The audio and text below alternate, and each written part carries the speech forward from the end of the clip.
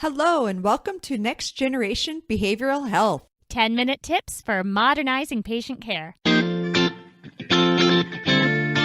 I'm Dr. Christina Armstrong. And I'm Dr. Julie Kim. In this show, we review the latest technology to support mental health. What are we talking about this time, Christy? Today, we're going to talk about one of my favorite topics ever, which is sleep. That's one of my favorite hobbies. That's right. How'd you sleep last night? Great, because I've been working on the A Better Night's Sleep podcast, and so I've been learning lots of really good sleep tips. You all should check out that show too. But today we're talking more about technology to support sleep, right? Right. Sleep impacts so much of our lives. Yeah. For the majority of my life, I've been a really terrible sleeper, honestly. I've had insomnia and, up until I had kids. And then I realized, I was doing all the sleep hygiene things with my own kids. And I realized, I can do these things with myself too. So now my sleep is wonderful. Julie, what are some of the bad things that can happen when we don't sleep well? The big thing for military populations that we're aware of is that it's a big safety issue. First of all, just like when people are drinking alcohol, when people are sleep deprived, we don't tend to have really good awareness of it. We tend to overrate our wellness. For example, when we're drinking alcohol, we tend to think, I could still drive. And when we're really tired, we tend to think, nope, my brain's working great. But the studies show us that's not true. And as a result, we see lots of car accidents and on-the-job accidents due to sleep deprivation. And so for military service members, we're especially aware of this and want to help people understand how to get better sleep to help with the mission. But of course, there's lots of issues that affect civilians as well. When we don't sleep well, like you said, there's a lot of effects all over in our life. So on the job, driving, everything. But a lot of what people might notice is increased feelings of depression, increased anxiety. Not sleeping well is associated with higher rates of obesity. So when we're stressed out, our cortisol levels raise, and we are generally just feeling under more stress. And as a result, usually go for the kind of high fatty, high carb things, and we gain weight, which puts us at risk for all sorts of other health complications as well. Yeah, absolutely. If you look at just general health conditions, sleep tends to correlate with a lot of different areas. Like you said, mood, cardiac issues, immune system. We just tend to get sick more when we're sleepy. If you are someone who lies in bed trying to get to sleep and just being very frustrated, then you might want to consider some of these technologies.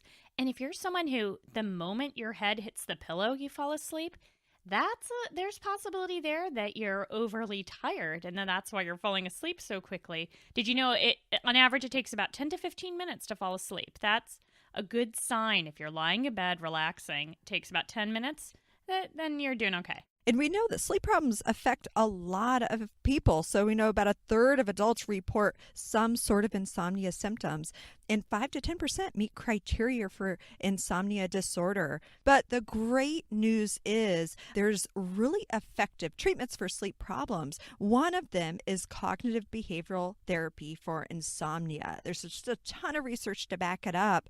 So we want to talk a little bit about a really great mobile health application that was developed by the Department of Defense and the Veterans Health Administration called the CBTI Coach. The CBTI Coach is fantastic because it takes the user through all sorts of tools related to traditional cognitive behavioral therapy for insomnia. Plus, you've got the benefit of it being on a smartphone or a mobile device. So you can set your own sleep prescription based on when you need to be on duty, based on when your kids are going to sleep, those kinds of things. And it helps you slowly move towards better sleeping habits. It helps you with sleep hygiene, helps you with relaxation, and helps you identify the cognitions of thoughts that are keeping you awake. It is meant to be used with a provider, but as we learned in our recent episode with Dr. Jason Owen at the VA, they're developing Insomnia Coach, which is a self-help app that by the time this episode comes out might be on the market. that will help users with some of these tools that don't require a clinician too. So I would check out CBTI Coach just to even learn about CBTI and to use some of the tools. And once it's out, Insomnia Coach, I think, is going to be tremendously helpful. Yeah, the CBTI Coach is one of my favorites. The things I like best about it is there's a whole learn section. So if you're experiencing sleep problems, you can go in there and even if it's not insomnia specific, if you're just having sleeping problems, you can go in and look through, hey, how is caffeine maybe impacting my sleep? How does alcohol affect my sleep? Yes. If you're experiencing symptoms of maybe anxiety or post-traumatic stress, how does that play into this whole thing? And so it's really interesting. And I do love the sleep prescription. And so you enter a sleep diary every day. And then when you get a few entries in your sleep diary, it comes up with a sleep prescription for you. It's a recommendation of what you should be doing based on how you're sleeping. One of the really cool things that I like to do, because I've dealt with insomnia in the past and I use this as a tool to help myself as well as patients. I have a wearable that tracks my sleep because it's hard for me. So entering that information in the sleep diary is great, but I find I cannot remember how many times I necessarily woke up in a night. But then with my wearable device, it lets me know, oh, you woke up 4 times. And then I say, oh, that's right. And so I enter the data from my wearable device into the sleep diary.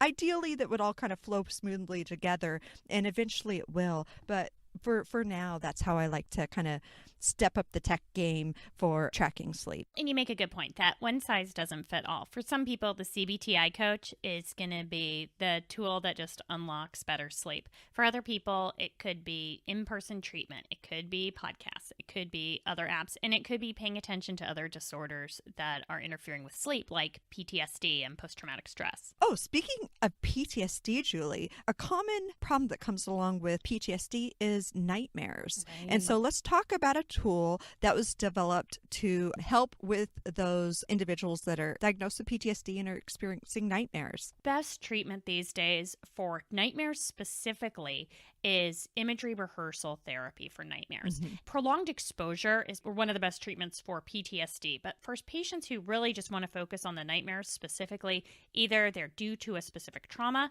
or they're just general nightmares, imagery rehearsal therapy is phenomenal and it's evidence-based. So we created the Dream Easy app to help with it. It's Dream and then the letters E and Z. And you'll recognize it in the store because it's got a cute little owl on it. But basically what the app does is it teaches you how to do imagery rehearsal therapy. We created it in conjunction with experts in the field to be used with a provider. But just like the CBTI Coach, it's useful just for learning about the treatment on your own. And there's lots of self-help tools in it. So I highly recommend this app, especially since it can give you a sense of what it would be like to go see a provider about the nightmares. And again, although it's useful for those with PTSD, it's also a good app for folks who just have nightmares not related to a specific trauma.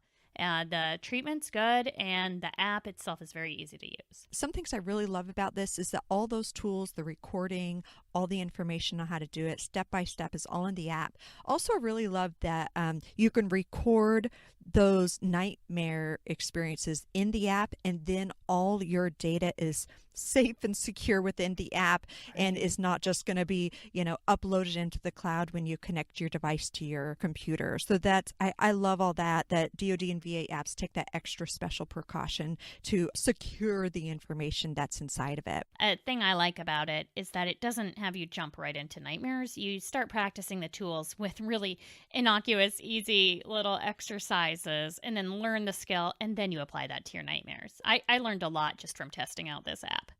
Those are the main points we wanted to hit in our sleep technology episode. But also, our email address is in the show notes. We want to hear from you. We want to hear your feedback and your questions. Let us know what's stopping you or your colleagues from using technology to help your clients and patients. What questions can we answer for you?